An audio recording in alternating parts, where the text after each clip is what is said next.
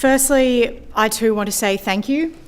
Thank you to the advocates, supporters, the allies, the activists in this room who have done so much. Thank you to the people in the chamber and the gallery, former members and all people across our state who persevered. Persevered with a loud or a quiet determination to shape a world that was fairer, more just and more truly in line with the principles that emphasise the value of free and individual expression. To shape a place in Australia that recognised and accommodated diverse sexuality, not only in the LGBTQI+ community, but in wider society, and of course in law. As a parliament, today we are saying sorry, and I say sorry. Sorry as a proud Liberal, bisexual, relatively young woman in this place. You are young. It is honestly hard for me to imagine that just 6 years before I was born, homosexual acts were illegal. History can feel so far away, but in truth, so many people I know, so many people in this place, lived in a reality where an immutable characteristic was deemed so offensive, so harmful, that it was criminalised and persecuted. As a member of the queer community and the New South Wales Liberals' first openly LGBTQI+ woman in Parliament, I'm hopeful that the kind of immutable characteristics that have previously been denigrated, including in this place, will be fully recognised as valuable to the depth of Australian society. Or even, most hopefully, that these immutable characteristics are considered so unremarkable that they are naturally a part of Australian society, without exception. My own public coming out when I was 17 as a bisexual person was entirely unremarkable, and I am so fortunate for that fact. But I understand very deeply that it is only possible because of the work of so many people in this room and beyond. And I really say from the bottom of my heart, thank you. Until the time that our sexuality is unremarkable, alongside allies, members of the LGBTQI+ community, including in this place, have been transformative for our state and its people. And I had to reference John Stuart Mill also. He talks about the dangers of a representative democracy. There are two kinds. Firstly, the danger of a low grade of intelligence in the representative body, which I won't address today. But the second is the danger of class legislation on the part of the numerical majority, these being all composed of the same class. And he goes on to say that it is an essential part of democracy that minorities should be adequately represented. I'm so glad that that has been increasingly true, although I feel very confident that there were homosexuals in this parliament before there were openly homosexual members of this parliament. And we know that the law is human. It is made in a place to shift parameters of a just and fair society as we move through the centuries, and thank goodness for those shifts.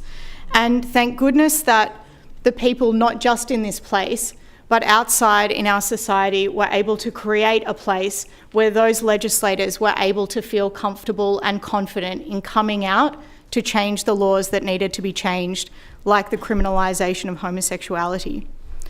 I want to share some history about the treatment of homosexuality in the Parliament. It was something I spoke about during the conversion ban bill, but I believe it bears repeating.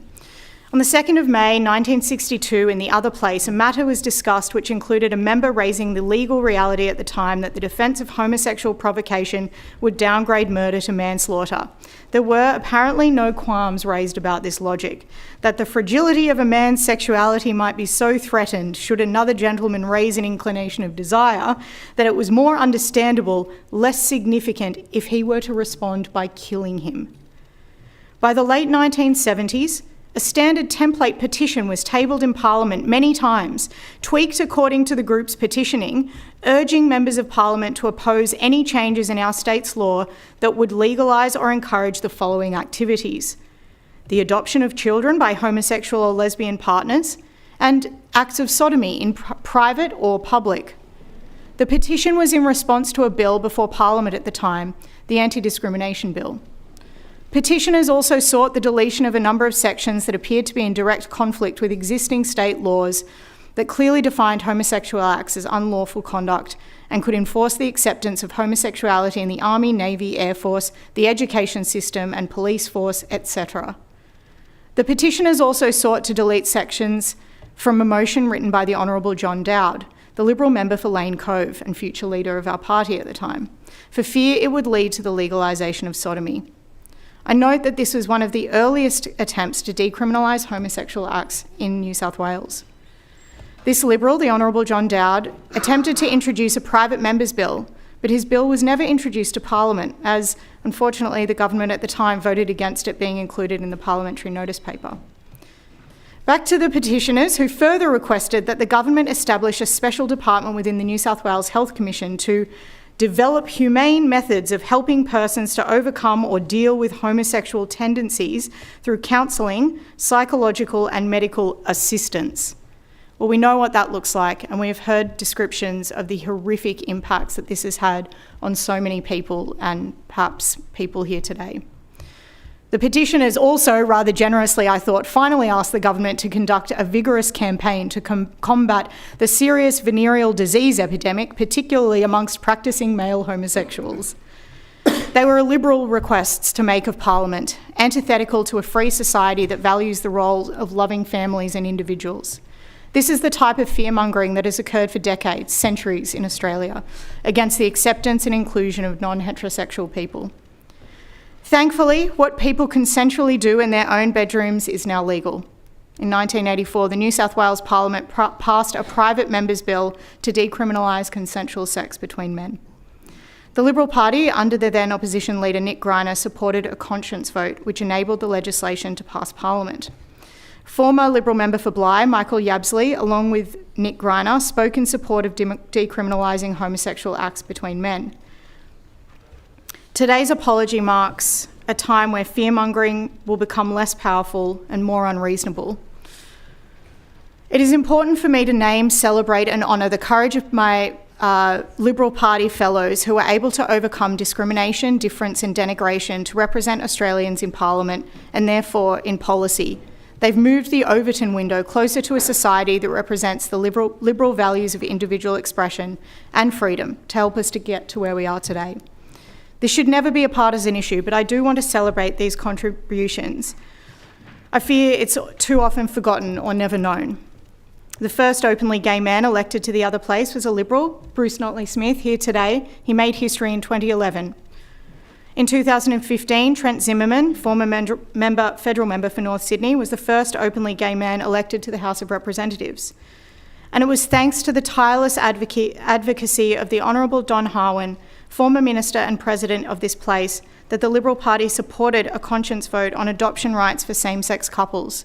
I'm proud to say that he is also with us today in another leadership role where I believe he is again the first openly gay person to hold the position as New South Wales Liberal Party president.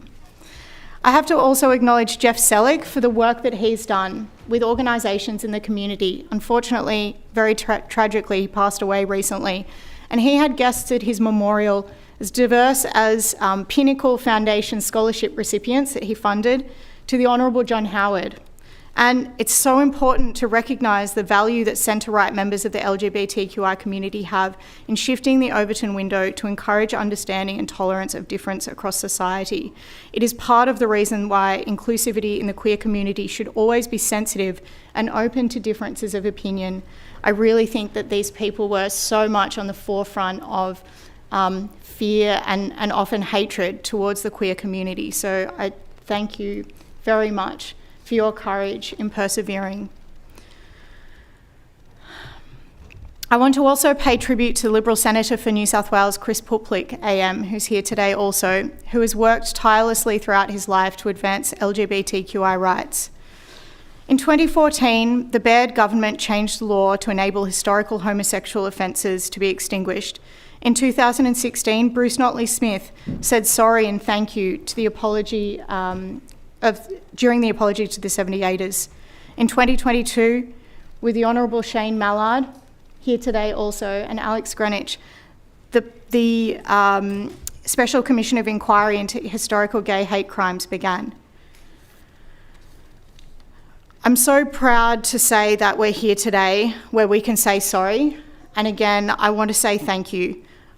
Thank you for persevering, for continuing to hope for a better world for our community and for Australia.